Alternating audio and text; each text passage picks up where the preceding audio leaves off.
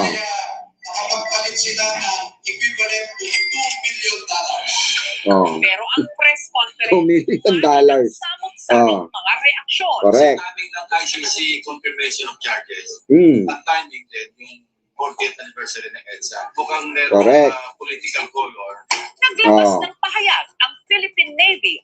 Based on official records, 4 were never members of the Philippine Navy or the Philippine Marine Corps. Majority of the individuals were discharged honorably from the service, while others were able to retire in good standing. Pinapanindigan po namin na dito sa 18, dalawa sa kanila ay connected sa Philippine Army noon. At this is ay former Marines, no? Nagsasabi nga ba sila ng totoo? Ang mas mabigat nating problema, yung crisis sa credibility ng ating mga institusyon. O ginugulo lang nila ang katotohanan? Ayan, tanong ni Jessica Soya. Or ginugulo lang nila ang katotohanan o dapat ba silang pagkatiwalaan? No, ako para sa akin personal opinion ko po, no, bilang isang mamamayang Pilipino. Ito po ay para sa akin ay isang political drama.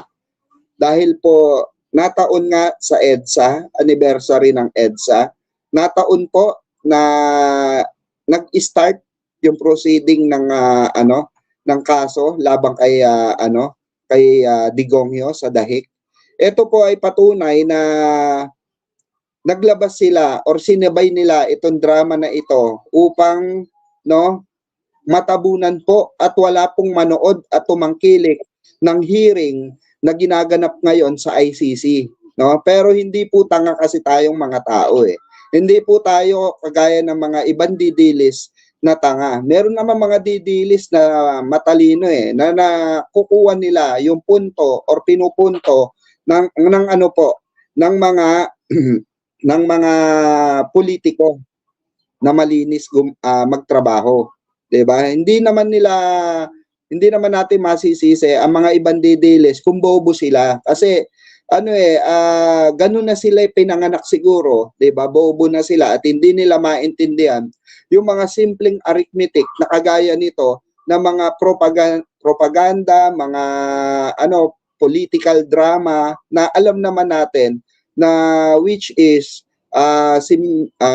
defensor mismo ay ginawa rin yung ganitong mga drama way back before pa, 'di ba? Hindi lang po ngayon gumagawa ng drama itong mga hinayupak na to, itong mga government official na kagaya ni 'di ba? Nila Chavit Singson, kagaya nila Mike Defensor, 'di ba? Hindi lang po ngayon 'yan, no? Napakahabang panahon na po na ginagawa nila yan ever since, no? Kaya po walang kasi-asenso ang mga distrito nila. Pansinin nyo, 'di ba? Walang kalatoy-latoy ang kanilang distrito.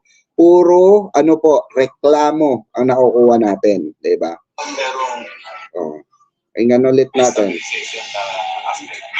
Nitong Huwebes, nakapanayam po si Attorney Baligon kasama ang 5 sa nagpakilalang ex-Marines. Ayan Sina Belnard Tube, Rosebert Waupan, Johnny Buduan, Walter Manalansan, at Benny Bunontate. Paano kayo napasok kay Congressman Zaldico? Nag-start po ako ng work kay Kong Saldi. Hindi pa siya congressman. Din kausap siya ni Kong Romualdez na maging Pro 2022. 2022, nag-start na po yung security. Then, nagde-deliver na rin po kami ng mga basura na sinasabi nila sa mali-maletang pera.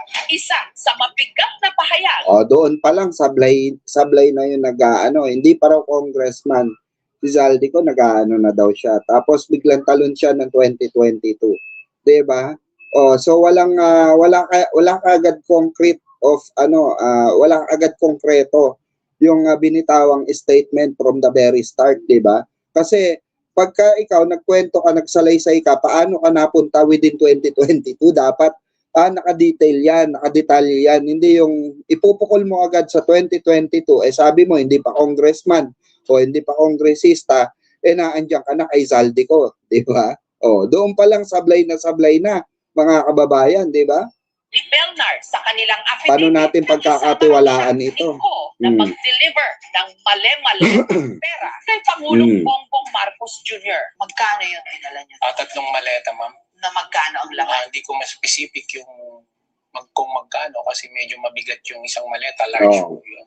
Sa kanilang Imposible po yon, no, mga kababayan, na kung ikaw mismo, mga kababayan, nagde-deliver ng mali-maletang pera, alam mo sa sarili mo, mali-maletang pera, tapos hindi ka sure kung ilan yung pera na yon, no? Kasi in the first place, kung magde-deliver ka, supposed to be, sasabihin sa iyo yan kung magkano yan. Tama po, mali? Wala po nag-uutos na more or less sasabihin sa iyo, i-deliver mo lang to. Huwag mong titignan. 'Yon na hindi mo alam na pera pala ang laman nun, 'di ba?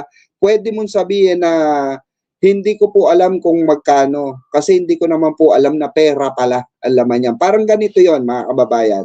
May sindikato sa for example, China. Nagpuslit sila ng cocaine or ipinagbabawal na gamot gamit ang isang OFW, pinasabay sa kanila sa isang OFW. Di ba ang sinasabi ng OFW, pagka siya'y nahulihan ng ipinagbabawal na gamot, sasabihin niya, hindi ko po alam na yan ay kontrabando or cocaine. Dahil pinasabay lang po sa akin yan. Tama, mali. Pero sila, alam nila agad, totally pera, mga kababayan. 'Di ba? Alam agad nila pera. Okay? So, makikita naman nila yan, estimated, makikita naman nila yan kung gaano karami or limpak-limpak na salapi yan. 'Di ba? So, dito pa lang meron na talaga sablay itong mga ganitong klase ng statement na hindi nakapani-paniwala.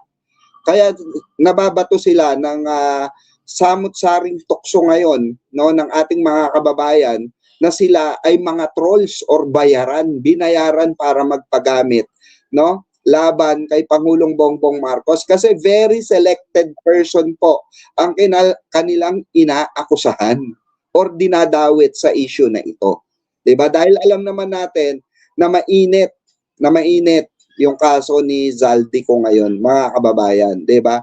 At patuloy na tinutugis ng mga kaibigan. Ang tanong lang kung matutugis ng mga kaibigan. Kaibigan nga no, 'di ba? 'Di ba? Wala tayong pinaparinggan O baka may masaktan.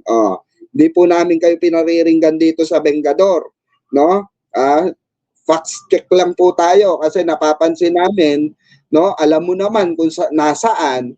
Pero ikaw, wala kang ginagawa. Alam mo naman pala kung saan nagtatago, ngawa ka lang ng ngawa. 'Di ba? Palibasa, kaibigan mo. 'Di ba?